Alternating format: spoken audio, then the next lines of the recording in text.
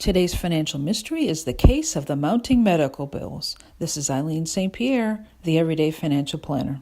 You can't always control when you're going to have a healthcare emergency. So what you need to do is create a financial plan for each healthcare procedure. You need to understand what your insurance covers. Your deductible is going to be the amount of money you have to pay up front before your health insurance even kicks in. And after you satisfy that, you may be required to pay co-insurance for the remaining medical bill. And that will be expressed as a percentage. So if your co-insurance, say, is 40%, you need to pay 40% of the remaining bill. Insurance will pay 60%. You may also have a copay. Copays tend to be set amounts for, say, doctor's visits or prescriptions. There's also going to be an out-of-pocket limit attached to your policy, and that's going to differ depending on whether it's in-network or out-of-network. And that'll be the maximum amount that you will have to pay for the year. So once you exceed that amount, then your insurance will pay 100%. Now, obviously, you want to try to use in-network providers if you can, because insurance will pay more of those claims, right?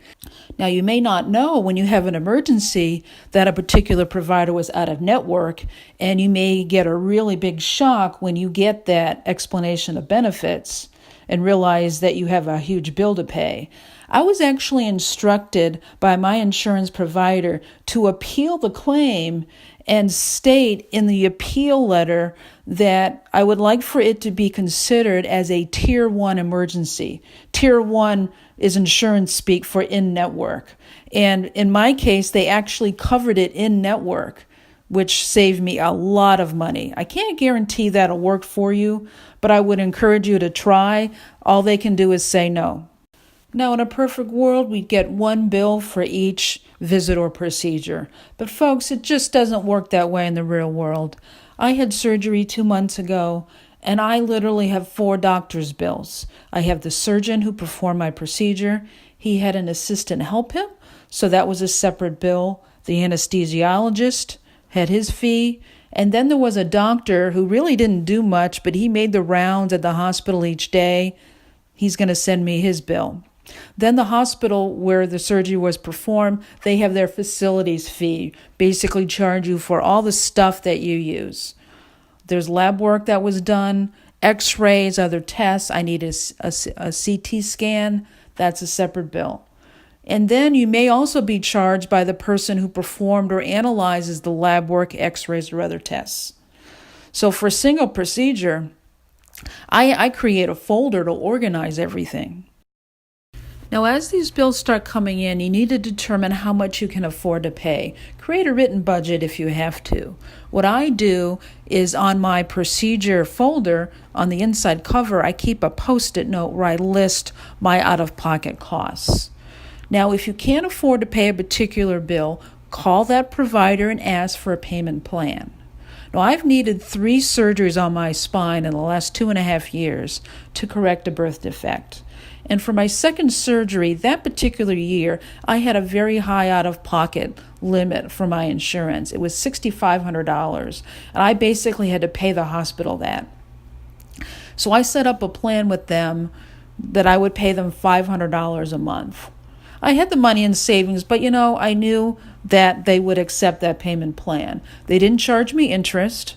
So after I made that first payment, I got the invoice for the next one, and I saw on the bottom it said, call to get a cash discount.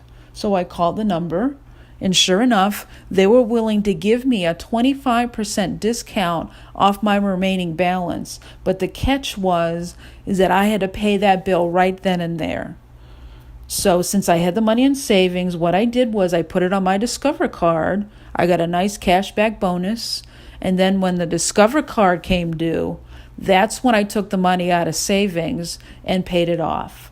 Okay? The insurance company was never notified that I got that discount. Now, if you're still having trouble paying your medical bills, please do not just ignore them. They will not go away. Financial assistance may be available. Many hospitals offer charity care. I hate to use that term, but that's the term that they use. Many times it's through the hospital's foundation. You're going to need to fill out an application. And the amount of charity care that you qualify for is based on your income level. They compare it to the poverty level. And so the lower your income, the more charity care you may qualify for. Now, when you're in the hospital, they know when you're going to have a large out-of-pocket payment. They've already done a run-through of your insurance. They know your out-of-pocket limit. And so a representative will visit you before you are discharged. Now, in order to process a charity care application, they have to ask you income questions. So if you don't feel comfortable discussing that at the time, ask for a contact number to call after you are released. You want to make sure you're in a good frame of mind when you discuss this subject. Now let's take a moment to talk about how paying your medical bills impacts your credit score. If you set up a payment plan with a healthcare provider, like I did with the hospital, there will be no impact on your credit score. If you use an outside financing company and set up a plan with them, that's going to be on your credit report and will impact your score, positive or negative, depending on how you pay that bill off. If you ignore the bill completely and just don't pay it, it obviously will hurt your score. Medical debt that is 90 days overdue will go to collections. It only appears on your credit report after it goes to collection.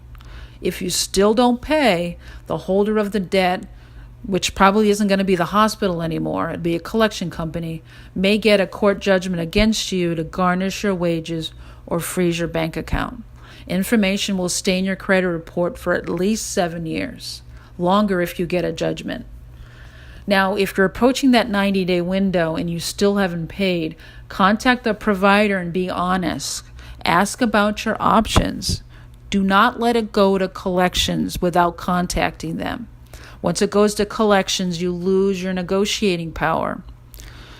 Now, there is a new version of the FICO credit score. It's called the FICO 9, which gives less weight to medical debt and collections.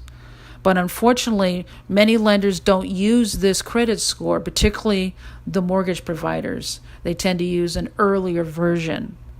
This video has been brought to you by the Choctaw Asset Building Program.